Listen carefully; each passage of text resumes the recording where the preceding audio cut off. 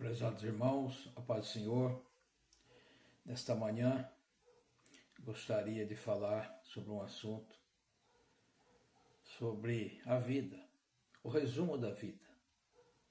Fazer aqui em rápidas palavras, num vídeo curto, mas resumir a nossa vida. Por que estamos aqui nesse momento?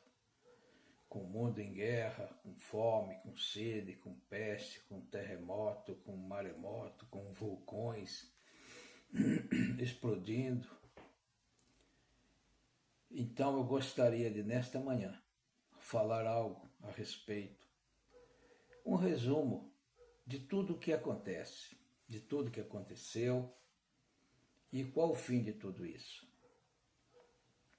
Prezados irmãos, quando Deus, o Deus Todo-Poderoso, Hakadosh Baruch Hu, o Deus Eterno, o Deus que fez os céus, a terra, sabemos que nosso Deus é um Deus criador, é um Deus incomparável, é um Deus inominável. Então não tem como falar da grandeza de Deus. Como falar da grandeza de Deus? Como explicar quem é Deus? Que é o que os homens tentam fazer. Quer saber quem é Deus, de onde veio, quem veio primeiro, se é o ovo, se é a galinha. O homem quer fazer pergunta que não tem resposta. Nós temos que aceitar uma coisa.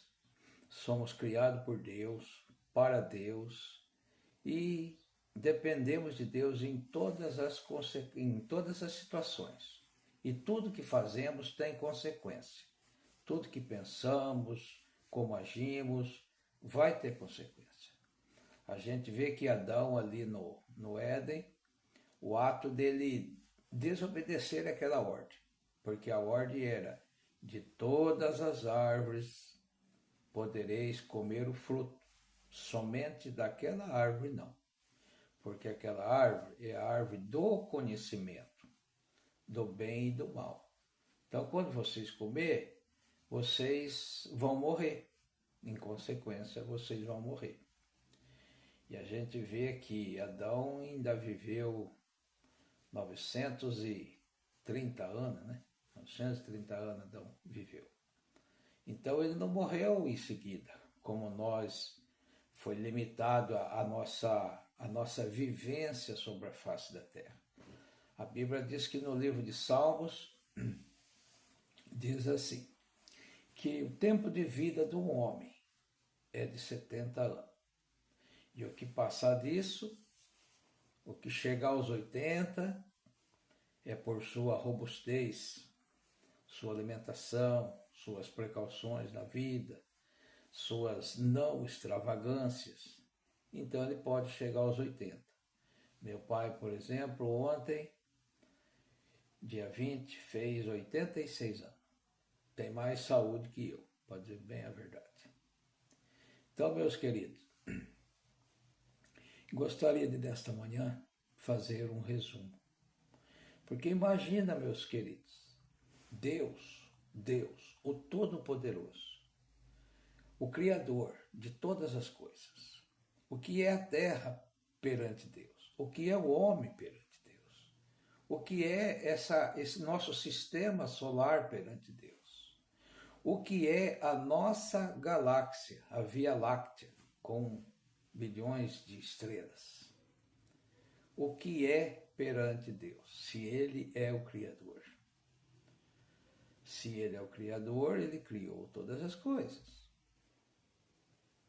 Todas as forças da natureza, quer seja aqui na Terra ou lá no espaço profundo, quem tem nas mãos é Ele, o Criador.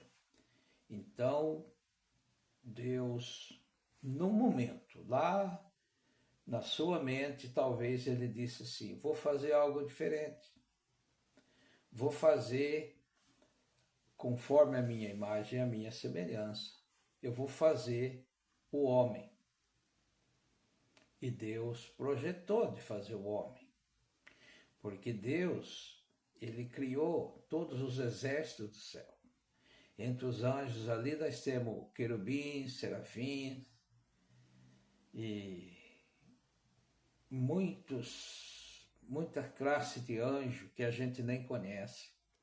E são milhares de milhares de milhares. Isso ali nos céus, na corte celestial. Então Deus é um Deus criador, um Deus que cria a todo momento. E a todo momento a criação de Deus precisa da sua supervisão, da sua ação. Porque Jesus disse assim, meu Pai trabalha até hoje e eu trabalho também. Então, tudo tem trabalho. Tudo existe um processo para que se realize, para que se permaneça criado, por exemplo. Por exemplo, o nosso Sol é um pequeno Sol, é uma estrela anã, né? É uma estrela pequena, pequena. E ela vai se apagar um dia. Ela tem uma duração de vida. É claro que pode fazer a história do homem várias vezes que o Sol ainda continuará brilhando. Mas ele um dia terá fim. Vai passar milhões e milhões de anos, mas ele um dia ele vai se apagar, como todas as estrelas. Estrelas nascem todos os dias e morrem todos os dias, explodem todos os dias. Eles viram supernova todos os dias. As estrelas maiores, mais gigantes, quando elas explodem, quando elas colapsam, ela cria um buraco negro. Todos os dias acontece isso no universo. Nós não vamos chegar a ver nenhuma estrela nascer e nem morrer, porque a vida do homem, comparado a isso, não existe. Simplesmente não existe. Mas o fato é que Deus resolveu e criou o homem. Primeiro ele acertou ali o sistema solar, os planetas giram, tem planetas que giram ao contrário, deve ter um motivo muito especial para isso, né? Por exemplo, o planeta Vênus, ele gira num outro sentido que a Terra. E está perto da Terra, muito perto da Terra. A gente vê que esses planetas maiores, tipo Júpiter, tipo Saturno, na realidade são planetas gigantes, comparado à Terra, que servem de proteção, de escudo para a Terra. E a gente vê que também no nosso sistema solar, nós estamos num lugar muito assim, muito deserto na nossa própria galáxia. Estamos separados lá num cantinho onde não tem perturbação cósmica. Porque a gente vê que o Sol, ele não chega a 6.000 graus na sua superfície. Mas há estrelas dentro de 20 anos-luz, distante da Terra, que ela é uma estrela de 100.000 graus. Tem poucas estrelas assim na nossa galáxia e no universo, creio, porque são muito quentes. Mas como que o homem sabe disso? Basta você pesquisar a respeito e você vai ver que a Terra está, vamos dizer assim, coalhada, muitos telescópios gigantes olhando para o espaço. E às vezes todos eles estão fixados num ponto só. Todos eles em volta da Terra fixados num ponto só. Lá numa direção só. Vendo só um pedacinho do universo. Um centímetrozinho do universo. Não se move de lá. Fica lá anos e anos e estudando. Só que esse lugarzinho que eles estão sintonizados é muito grande com relação a todos nós. Então, meus queridos, só para que se tenham ideia, Deus, o Criador de todas as coisas, ele fez a Terra, fez a luz do sol, deu a luz do sol para nos clarear, para nos iluminar, para produzir plantas, produzir a vida na terra. E o oxigênio, a terra, a água produz o alimento para o homem. Outras pessoas que acham que não foi Deus, não atribui a Deus a criação, acham que o homem veio evoluindo do nada, de um sapinho, do nada, veio evoluindo e virou. Mas tanto é que toda essa história de vida, você não vê nenhum homem, nem um macaco virar homem, nem um homem virar macaco. Homem é homem, animal é animal. Né? O homem é imagem e semelhança de Deus. Imagem de Deus e semelhança de Deus quando o homem é bom, quando o homem faz o bem, promove o bem, interessa-se pelo bem. Aí ele é a semelhança de Deus, porque Deus, ele quer o bem de todos. Ele faz, ele examina, ele cria, e tudo que ele cria não precisa de um aperfeiçoamento. Vou melhorar isso aqui. Não, ele faz perfeito e permanece perfeito. E vai até o final da vida estipulada e é daquela forma, não muda. O Sol tem a sua rota, a Terra tem a sua rota em torno do Sol, em torno de si e em torno da galáxia. E a nossa galáxia também se movimenta pelo universo. Então, meus queridos, Deus criou o homem conforme a sua imagem e a sua semelhança. E o homem viveu, sabe-se lá quanto tempo, ali no jardim, né? No Éden.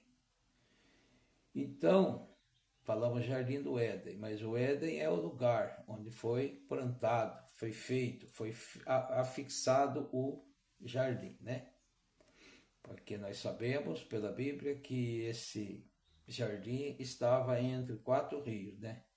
O Tigre, o Eufrates, Gion e Pison, uma coisa assim, não lembro direito não. Também não estou preocupado com isso, eu quero passar uma mensagem. A mensagem de que nós existimos e vamos deixar de existir nesse corpo, mas a nossa alma permanece para sempre, porque foi Deus quem fez, foi Deus quem criou e nos deu o fôlego de vida. Então, somos eternos, ou para estar com Deus para sempre, ou para estar destituído definitivamente, separado de Deus aí num futuro muito próximo, porque estamos vivendo os últimos dias da humanidade. Tudo está se cumprindo, tudo está convergindo para que seja o final de todas as coisas. Então, quero voltar lá no passado. Deus fez o homem, sua imagem, conforme a sua semelhança. Ele viu que era bom. E ele observou o homem entre as alimarias do campo que ele tinha criado. E ele disse assim, não é bom que o homem esteja só. Fariemos uma adjuntura que esteja à sua altura. Porque ele viu que entre tudo que foi criado não tinha ninguém que pudesse estar à altura do homem. Pelo que ele fez o homem dormir. O homem dormir. Ele anestesiou o homem e tirou do homem, a Bíblia diz uma costela, mas costela seria um pedaço da costela. Só que a costela se refere a um lado todo. Então, no hebraico, diz que é um lado. É um lado. Costela é um lado. Em muitas línguas, costela tem algum significado. De costela ou de lado. Entendeu? Então, entendemos e conforme a língua hebraica diz, que costela seja o lado todo um lado. O fato é que Deus fez Eva da costela de Adão, do lado de Adão, né? De um lado. E preencheu, penso eu, nos dois, né? um de carne e outro de barro do pó da terra novamente. O fato é que ele criou Eva de Adão. E os dois foram feitos alma vivente. Foi soprado nas narinas, que é por onde entra o ar, o oxigênio, que dá manutenção na vida, né, do homem, o ar. Por isso, o Espírito Santo, Rua, ele significa vento, espírito, e o fôlego de vida entrou em nós, e nós fomos feitos alma vivente. E o homem pecou. Ao pecar, ao desobedecer a ordem de Deus, Deus o expulsou do jardim, tirou do jardim. Ele não poderia viver naquelas condições, daquela forma. É como na nossa vida, que se for imaginar, quem é dono de uma grande manada de bois, tal, se um ficar doente, ele separa, para que não se contamine os outros. Deus fez algo semelhante assim. Deus tirou o homem do jardim, mas não deixou de cuidar do homem. Ele protegeu, ele amparou, ele guardou, ele ensinou, porque Adão não sabia nada. Quando Adão foi criado, talvez ele olhou para o sol assim e disse: Pai, o que é aquilo? E Deus respondeu: Adão, aquilo é o sol. E isso que eu sinto no meu rosto, esse movimento, esse é o vento, é o ar. Foi ensinado tudo para ele, conforme fazemos com os nossos filhos. Eu mesmo colocava os meus filhos pequenininhos no colo e explicava para eles. Falava das estrelas, falava de Deus que estava lá nos céus, olhando por nós, de Jesus. Tanto é que meus filhos, a primeira palavra que falou foi Jesus. Jesus. Então, meus queridos, é assim que somos, criados por Deus, para Deus, e esperamos em Deus, aguardamos a sua obra se concretizar. Por isso eu peço, meus queridos, essa mensagem, esse alerta, porque aqui eu não estou pregando, eu não estou ensinando, não estou mostrando versos bíblicos, mas está tudo na Bíblia. E hoje em dia, o que você quiser saber, você só perguntar para o Google. Ele fala tudo. Quer saber onde está um acontecimento X dentro da Bíblia? Você pergunta, ele te responde.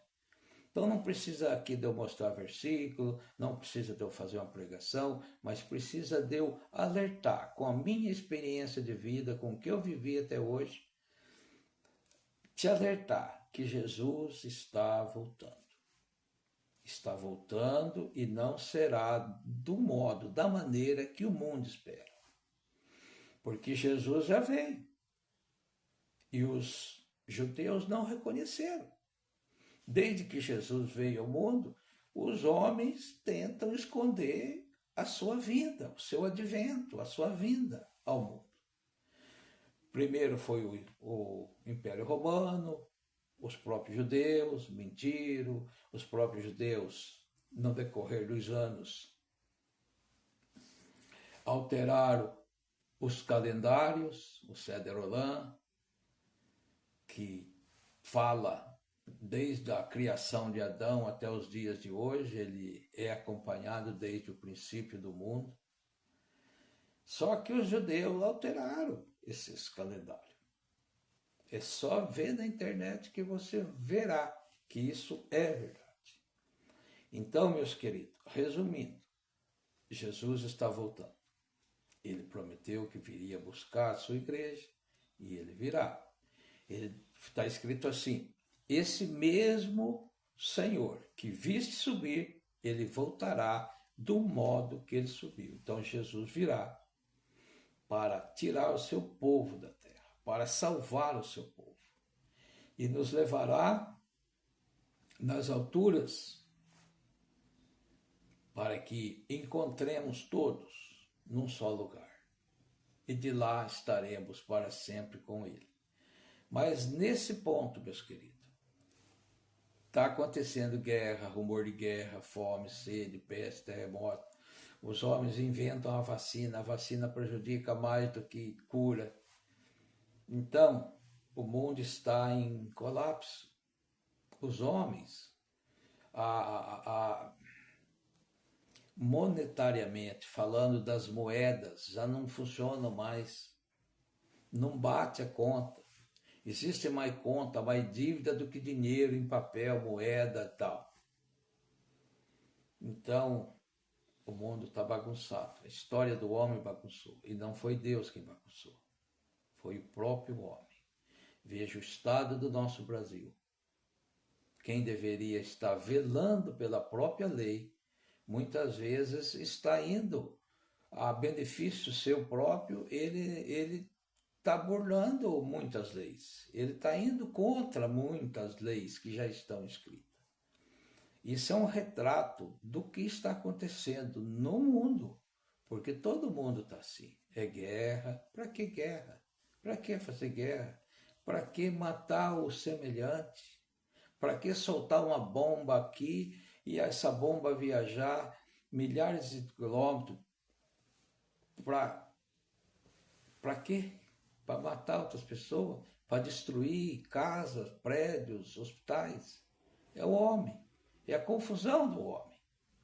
Mas Deus te chama. Abra teu coração para Deus, para Jesus, para Yeshua, porque Ele quer te salvar. Você, sua família, sua casa, seu país, onde você estiver ouvindo ou ouvir essa palavra, Deus está interessado em salvar. E aquele que clamar pelo Eterno, pelo Senhor, Ele te socorrerá em qualquer situação. Faça a prova disso. Faça a prova. Mas ame a Deus, busque a Deus.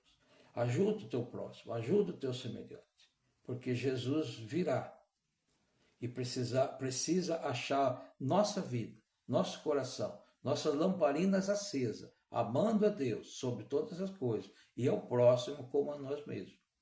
E com os nossos corações abertos para que Deus, que sempre cuidou, que fez o homem e cuidou do homem, Ele possa atuar na nossa vida, salvando da situação futura, do destino que há de ter aqueles que não obedecem a Deus, porque o mundo perecerá e será construído novos céus, nova terra, onde habitará a justiça, onde haverá justiça. Lá não haverá grito, medo, pavor, não haverá ranger de dentes, preocupação, não haverá nada disso, porque Deus, o Eterno, reinará entre nós. Meus queridos, eu oro agora, rapidamente, breve oração, pelos inscritos, pelo povo de Deus, por toda a terra, por todos os homens. Pai Santo, Deus vivo, em nome de Jesus, o teu Filho amado. Ó Pai Santo, abençoa, derrama as suas bênçãos sobre toda a humanidade, sobre todos os povos, todas as línguas, todos os homens, todas as crianças, todos, Pai, todos os velhinhos, os recém-nascidos, todos, os que estão doentes no hospital, abençoa, Pai, cura, salva, liberta, batiza, fala nos corações, age nas nossas vidas, Pai. Eu te peço, envia sobre nós o teu Espírito Santo, para que possa falar em todos os corações ao mesmo tempo, que esta palavra possa penetrar, Pai, no fundo do coração das pessoas. Eu peço e agradeço em nome de Jesus. Amém. Muito obrigado. Muito obrigado.